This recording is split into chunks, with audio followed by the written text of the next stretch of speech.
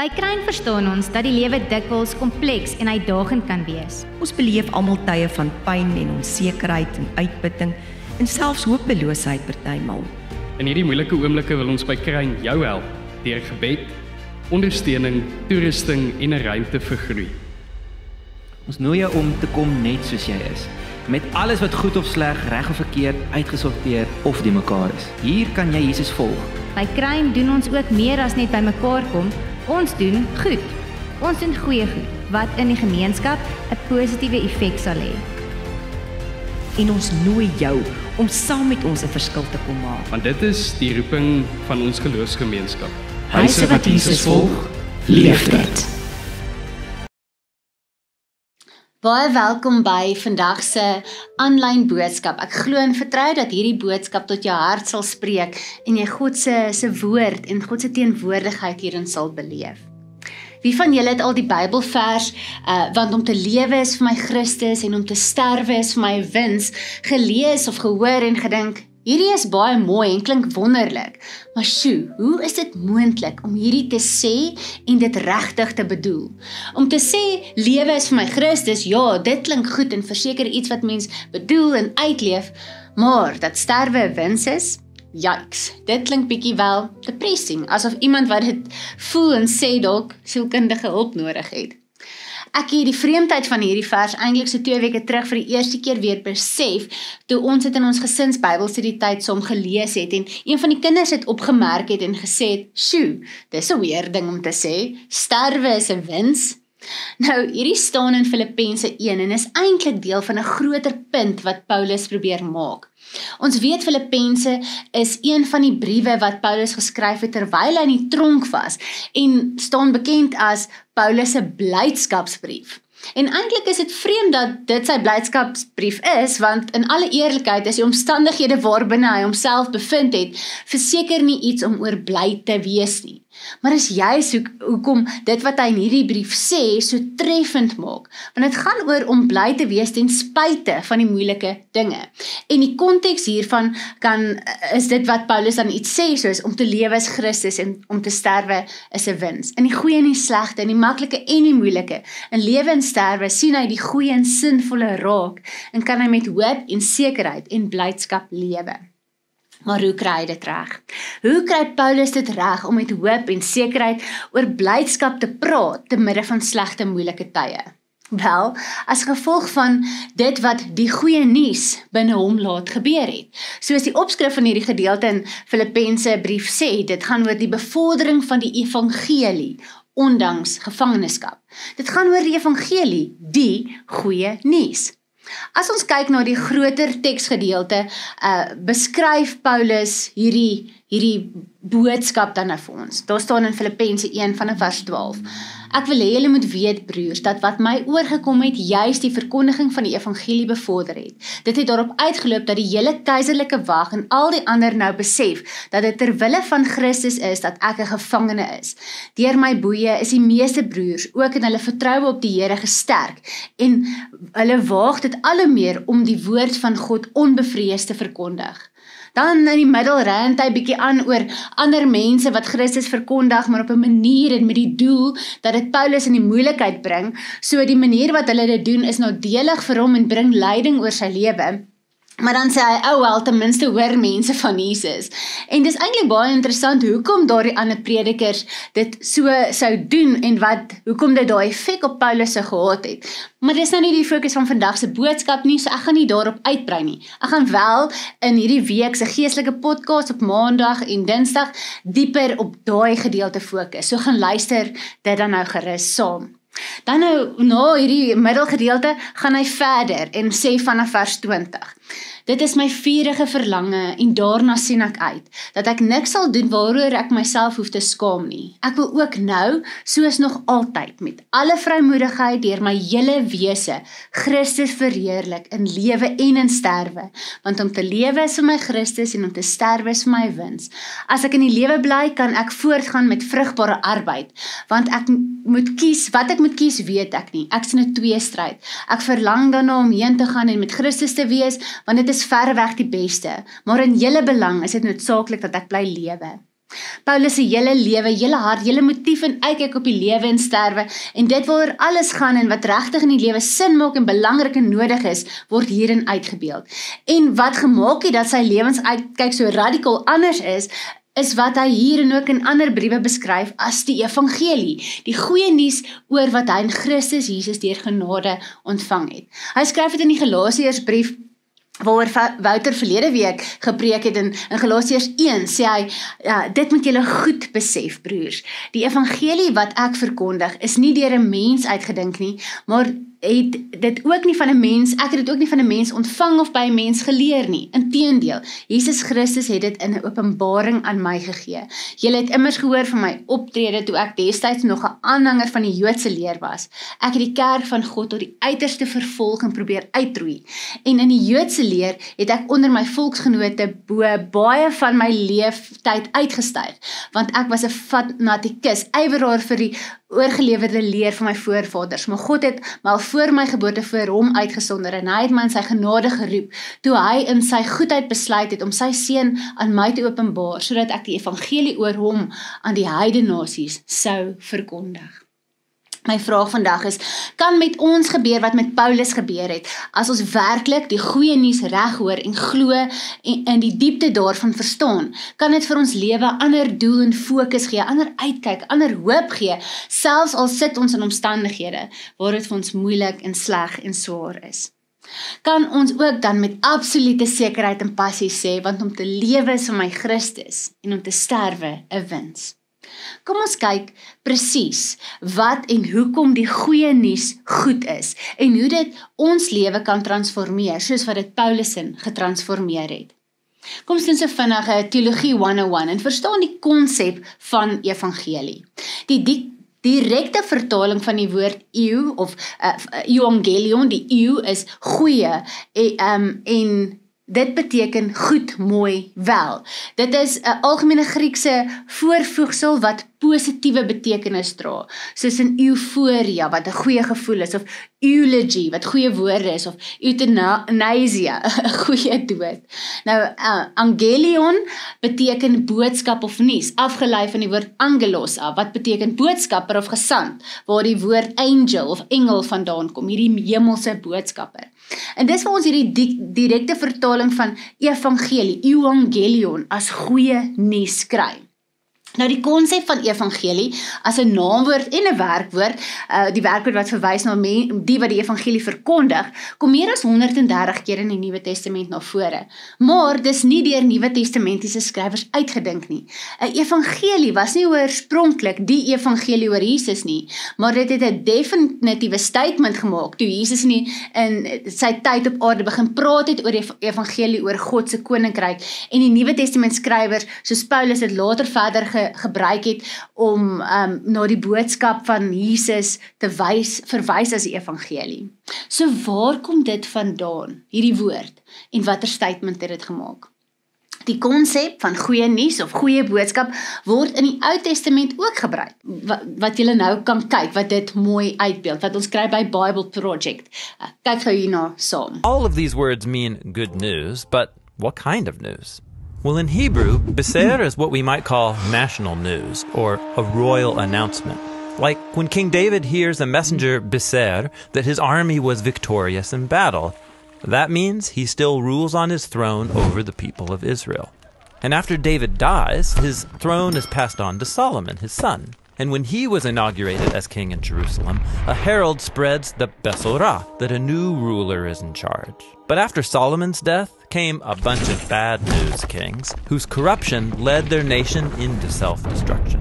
This is why the prophet Isaiah announced the good news that one day the God of Israel would come as the cosmic king, to confront all corrupt and violent kingdoms and restore his rule over all nations. And so, when Jesus of Nazareth hit the public stage, he continued Isaiah's gospel when he went around announcing the euangelion of God's kingdom. Jesus claimed that God was restoring his reign over his people Israel and over all nations, and he was the one bringing it all about. Now, the euangelion about a new king in charge means a new way of life. Jesus said that living in God's kingdom meant following Him by putting down the sword and seeking peace through radical forgiveness and generosity, even toward your enemies. Ons sien in hierdie video die gedagte van goeie nuus en waar dit vandaan kom en ook hoe dit aan Jesus verbind word. Daar word verwys na 'n gedeelte in Jesaja en dit is ook dan die gedeelte wat direk aangehaal word in die brief Romeine om uit te beeld dat die boodskap oor Jesus die goeie nuus is wat verkondig moet word. In Jesaja 52:7 staan daar, hoe lieflik is op die berge die voete van hom wat die goeie tyding bring, wat vrede aankondig, wat 'n goeie boodskap bring, wat heil aankondig, wat aan Sion sê, jou God is koning. En in Hebreëus gebruik Jesaja hierdie beeldende taal om die boodskapper van verlossing te beskryf.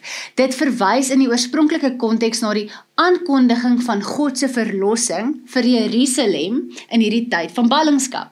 Nou in Romeine 15 word dit dan aangehaal in die volgende en hoe kan hulle verkondig as hulle nie gestuur is nie? Soos daar geskrywe staan, hoe lieflik is die voete van die wat die evangelie van vrede bring, van die wat die goeie boodskap bring.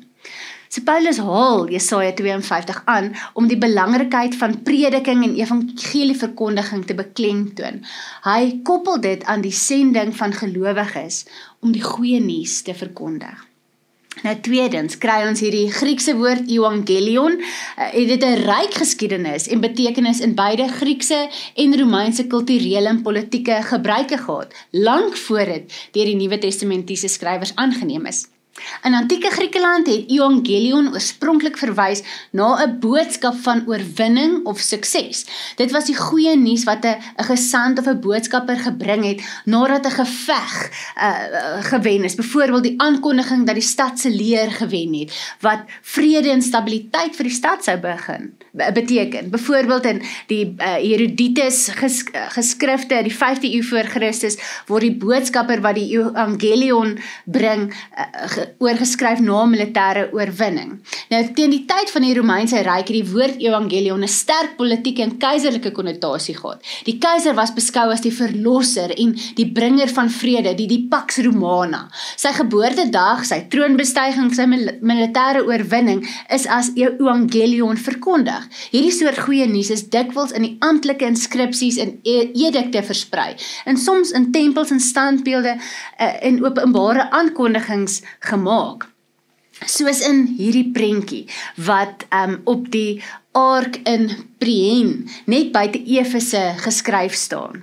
Hierdie klipinskripsie bevat 'n edik en 'n besluit van die provinsiale vergadering van Asië om die kalender te verander, sodat dit begin op die verjaarsdag van keiser Augustus, wat 23 September was.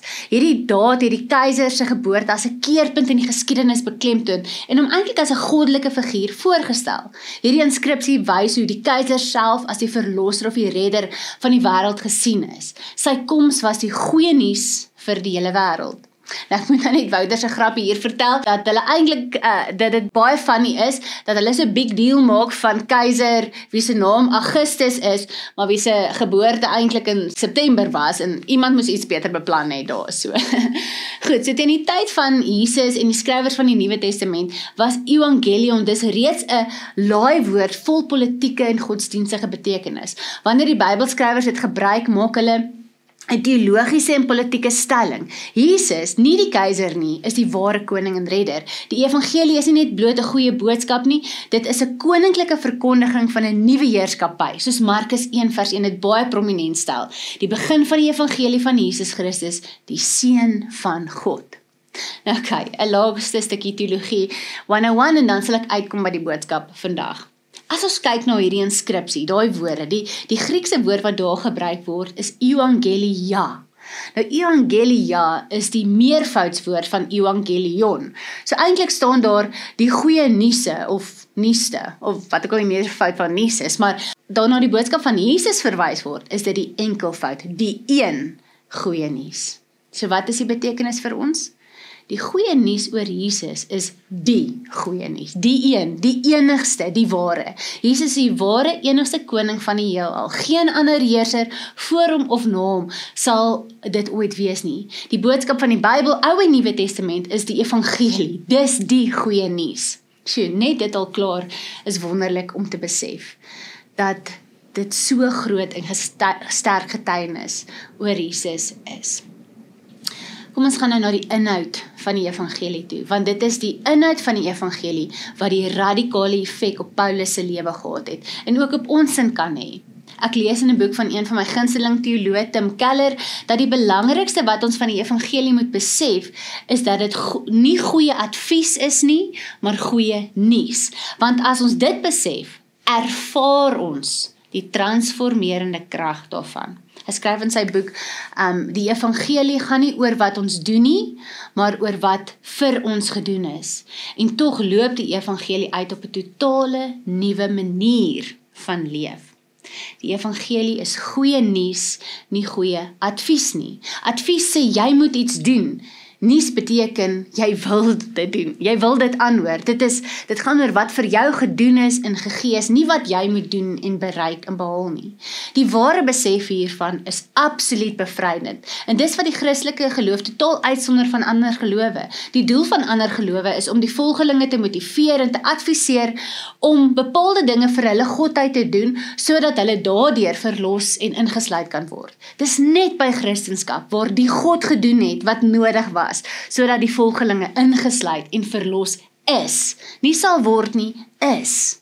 Hierdie besef is wat Paulus en al die ander gelowiges se lewens radikaal getransformeer het. Soos Wouter verlede week gesê het, was dit waarop Paulus dan ook gehamer het wanneer hy met mense praat. Nie werke nie, nie wette nie, nie advies nie, nie reëls nie, nie how-to manuals wat jou vrymaak en die las van sonde van jou afgooi en jou deel maak van die nageslag van Abraham en jou insluit in die koninkryk van God as sy kind nie, net geloof in die evangelie boodskap, die goeie nuus oor Jesus se kruis vir jou redding. Miskien hoor jy nou hierdie en jy voel, ek weet dit, ek het dit al gehoor, ek hoor dit al my hele lewe, maar ek sukkel om dit te voel en ek sukkel my lewe daarvolgens in te rig. Hoe beleef mens die evangelie boodskap opnuut, dat dit jou lewe verander en beter, meer sinvol en nuut maak? Miskien is die eerste gedagte, is die alternatief regtige opsie? Gaan om nie die evangelie boodskap te glo en jou lewe daarvolgens te probeer leef, werklik beter maak nie? Hoe gaan 'n mens met hoop lewe as jy nie glo in die een wat hoop gebring het nie? Vir my is daar regtig niks anders wat sin maak en naasten by 'n positiewe transformerende effek op my lewe sal kan hê, behalwe om vas te hou aan die evangelie boodskap en te leef vanuit dit wat Jesus vir ons gedoen het nie, die goeie nuus. So hoe kan ons dan meer prakties leef vanuit die evangelie en probeer uitkom by die passie en ywer waarmee Paulus dit gedoen het en ander gelowiges wie ons inspireer? Wel, doen wat Paulus gedoen het. Wees soos Paulus, altyd en in alle omstandighede, goed en sleg, moeilik en maklik, 'n boodskapper van die evangelie. Jy beleef dit deur dit te leef. Deur dit te doen. Soos Paulus sê, dit is my vurige verlange en daarna sien ek uit, dat ek niks sal doen waaroor ek my hoef te skaam nie. Ek wil nou, soos nog altyd, met alle vrymoedigheid deur my hele wese Christus verheerlik, in lewe en in sterwe.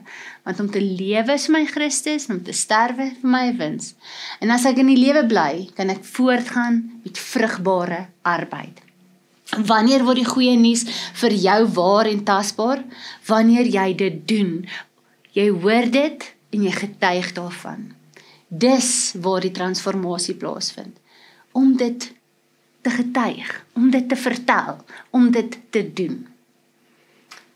My gebed vir jou, wat luister, wat hierdie hoor, is, dat jy opnuut die bevrydende boodskap van die evangelie sal hoor, dat dit nie op jou ore sal val, dat jy nie sal besef wat Jesus vir jou gedoen het. Dis goeie nuus. En mag jy dit uitleef, net probeer, elke dag, Besef wat jy ontvang het. Leef dit uit. Vertel mense daarvan. Of dit nou met jou goed gaan en of dit met jou sleg gaan. God se boodskap, dat Jesus se hoop en lewe en krag en moed daar vir jou is, dis waarvan ons moet getuig. Dit is wat Paulus van getuig het. Dis met die ywer waarmee hy geleef het. Mag dit vir jou ook waar wees. Amen. Here, so dankie vir hierdie storie oor Paulus se lewe, wat ons net weer blootstel aan die ware, diepe, werklike boodskap van die evangelie, die goeie nuus, en hoekom dit eintlik die beste nuus is. Ons is bevry, ons is vrygemaak, daar is geen las van sonde, en las van seer, en las van swaar, en las van bekommernis op ons nie. Dit is op U.